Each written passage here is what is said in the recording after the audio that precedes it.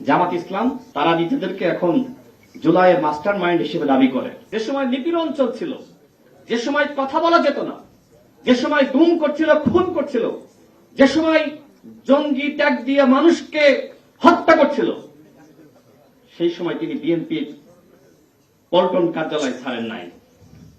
টানা 2 বছর 1 মাস ওই কার্যালয়ে তিনি অবস্থান করছিলেন।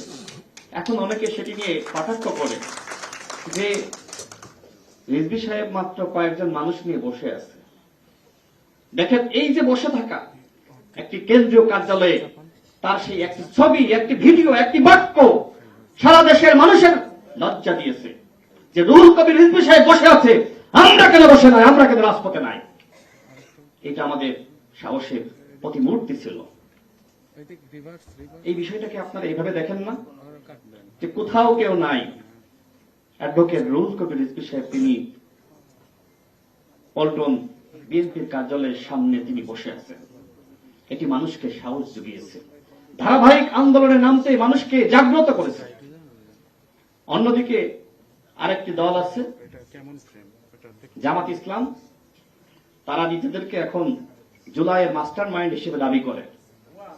তাদের একজন এমপি শফিকুল ইসলাম মাসুদ কয়েকদিন আগে একটি বক্তব্যে বলেছেন যে জুলাইয়ের মাস্টার মাইন্ড জামাত শিবির। বলে না এই কথা তারা এখন দাবি করছে।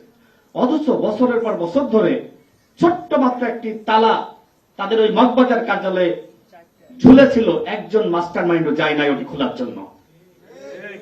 গিয়েছে তো জুলাইয়ের মাস্টার মাইন্ড মূলত শহীদেরা।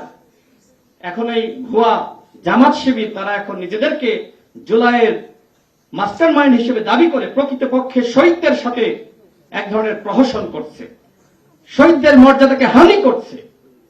এই হলো জামাত শিবির, যারা মানুষের মূল্যায়ন করতে পারে না।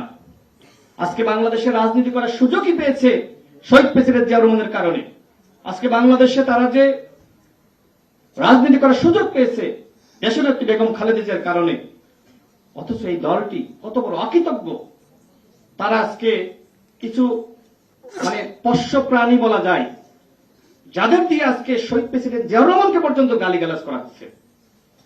এটি অত্যন্ত ন্যাক্কারজনক।